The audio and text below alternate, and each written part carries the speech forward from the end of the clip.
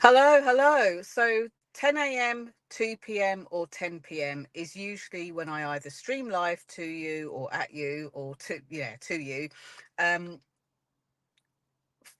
every single day for 365 days of the year, or create a video to share. And today I'm a little bit just before um, 2 p.m. UK, just because I am traveling and I wanted to make sure that this message got through to you.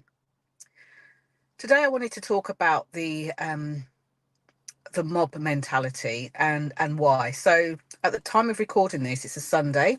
It's my weekend, and I wasn't going to say anything about this. I wasn't going to get involved, but with my shaky camera, like just holding and resting my arm on the armrest here of the passenger seat while we just do a quick break, I wanted to talk about mob mentality. Could it have something to do with visibility? Actually, it might do, because just because everybody else is doing it doesn't mean you have to. So here's where I first came across mob mentality. As a very young rep, nearly 30 years ago now, I can't believe it's been that long. As a very young travel rep, I worked in some beautiful places overseas. I worked in Morocco, I worked in Turkey, and in between that, did some ski seasons in France, Austria, Italy, various other places too. And one of the things that really surprised me the first time I saw it as a 20 something year old, early 20 something year old, was this idea of mob mentality. So here's how it showed up back then, all those years ago for me. I would be, in fact, one particular incident I was actually speaking about a little while ago. One particular incident stands out for me. I managed, or didn't manage the hotel. As a rep, I looked after a handful of hotels. And one particular time in Morocco, I one of the hotels I managed was an all-inclusive hotel. Now, due to the International Hoteliers Agreement, I don't know if that's still in force now or not, it meant that on the day of checkout, at 12 noon, and I might have got the details wrong, 12 or 2, the day of checkout, the people with their wristbands that identified them as being all inclusive had to hand them back. They would check out, they could still stay on the property, they could still use the pool and the facilities. And in fact, at one particular hotel, or this particular hotel, they even used to store luggage, your luggage for you, give you the availability to use changing rooms so you could have a shower, all that kind of stuff. So they took good care of you. They didn't at 12 o'clock just say, that's it, you're out, you're chucked out, roam the streets until you got picked up for your flight. So they looked after my guest really well. And on one particular checkout period, there was a family. I remember them well, a family of 6, 2 parents, and 4 children. No, in fact, it was a family of 8, 2 parents and 6 children. And they decided that they were entitled to keep hold of their all-inclusive um, benefits, even though technically speaking they hadn't paid for them. The rationale for this, by the way, was that they would have, had their flight or holiday had started earlier and they would have been at the property earlier, they would have been able to have had an extra couple of hours on the day of their arrival. And I think there was a flight delay. And on the day they were leaving, they were entitled to an extra, I think it was 3 hours of free stuff because they had paid for it. So here's what they did. Instead of coming to me and having a conversation about it and saying, I don't agree, or allowing me to do something with the hotel, which, by the way, the hotel also, for the cost of a can of Coke, I think it was, would give guests the opportunity to pay that money and have all inclusive benefits up until the time they went, which would have meant beer, water, soft drinks for the kids, snacks, fruit, yogurts, all those sorts of things, meals in the restaurant, all for a very small fee. They decided not to take it, and instead they decided to rally round and speak to the other guests who were checking out and almost enlist them into why what was being done was unfair, unjust, and somehow, I don't know how, managed to persuade them that they should join them in this crusade to, number one, not give their wristbands back, and number two, group together, gang together, and show us as the tour operator, them as the hotel, and everyone else who rules the roost. And thing three, decided that as they were kind of warned that they shouldn't do this and weren't being paid attention to, would start a riot. So imagine this, a young 20 whatever year old, on a day where they had to make sure that all the people that were traveling back to the airport were coordinated and people that were coming in were coordinated, had a lot of other things to take care of and a lot of other people and guests to take care of too, gets a phone call telling me that I needed to get to one of my hotels, the all-inclusive hotel, where I think the terminology that the manager used was the customers were getting out of hand. So I arrive at this hotel to find not only this family of 8 now, but some of the people that they'd enlisted climbing on furniture, climbing on the reception area, which was huge, ripping ornaments off the wall and throwing them around the hotel. So they could have injured themselves, they could have injured their own family, they could have injured other innocent passers-by, they could have injured staff, and they could have caused injury to anybody, but they didn't care because they were entitled to their free food and drink. I remember as I walked in actually thinking, this can't be happening, this has got to be ridiculous, whilst ducking flying objects that were being thrown around reception. Now, the reason I share that story, that true story with you, was I was so gobsmacked at the mentality of this. And I think there was definitely a mob mentality, a herd mentality. Oh, well, if everyone else is doing it, I'm doing it.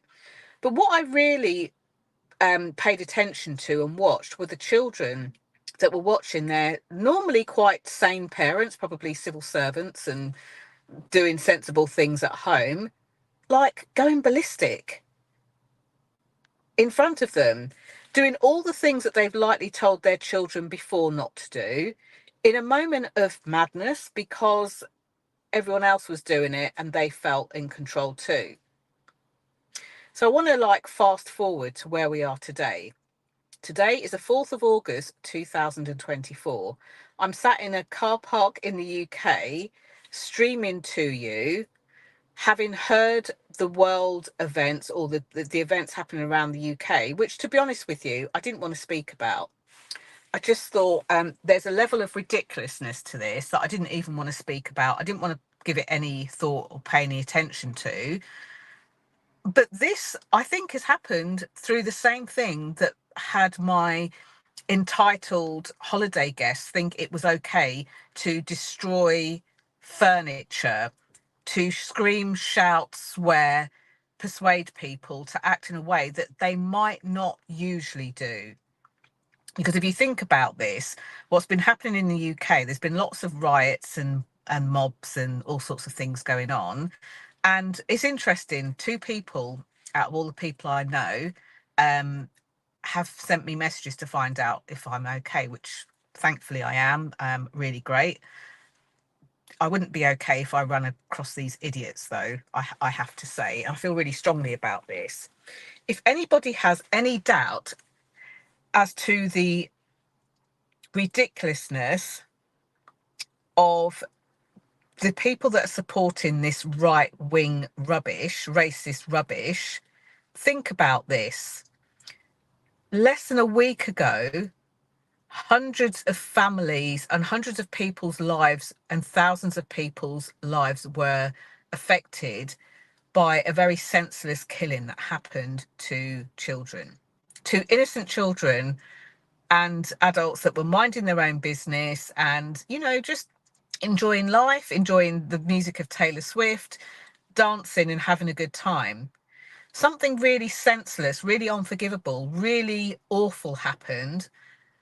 And many of these children and adults were injured and a number of them were killed. If you support what the far right actions, the actions of these far right idiots who are causing riots, or question whether they were entitled or should be acting in this way, take a really hard look at their actions and take a look at what feels true for you. I've always really gone with the saying, when people show you who they are, pay attention. When people show you who they really are, pay attention. Because these people, regardless of their reasons, which are based on ridiculous rubbish, thought it was okay that in one of the most heartbreaking instances that we are, you know, kind of going through as a UK, that these families are living through, are grieving through, think that the best course of action is to start a riot at the cost of public money, at the cost of police resources, at the cost of people worrying about their relatives. They thought that was the best way to honour the lives of these children that have been injured, traumatised and killed. They thought this was the best way to do it. Really, like, that amount of ridiculousness is incredulous to me.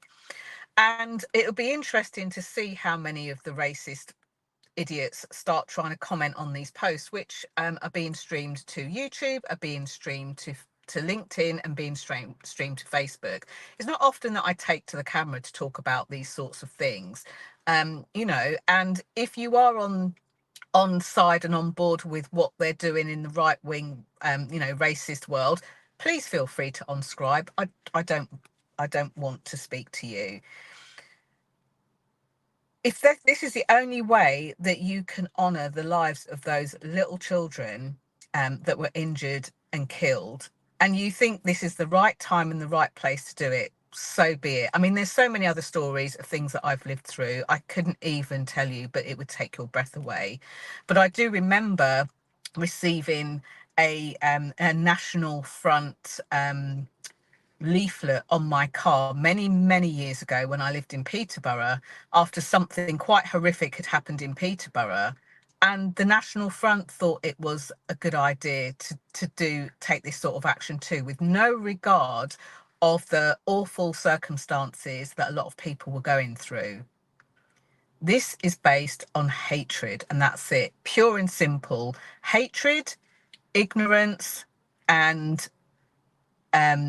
just being complete idiots, I have to say.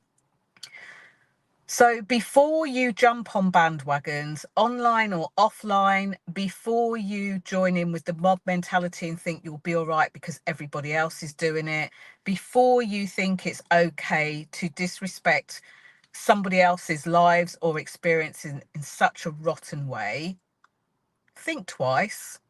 Think about, is this the way to honour your world and honour you? Is this coming through a lens of love for people in the world, or hate people, or hate for people in the world? Are you running scared? It's okay to be frightened and scared in these times, but if you are scared, then at least dig a little deeper, find out what's really going on, and find out what's really going on for the people around you, because this is not okay. That's it for today. That's all I've got to say. And for those of you that did check in with me, thank you so much. I'm absolutely fine. As I say, I really hope that I don't encounter any of these groups, because trust me, it's not them that would come off badly. It's not me that would come off badly. Trust me. So that's it for today. Thank you so much for watching. I think it's a really important message. I think we need to be more thoughtful, more loving in this world. And I hope this is not the way you're going to leave your legacy in the world and make your mark and be visible. Completely ridiculous. That's it. Bye for now.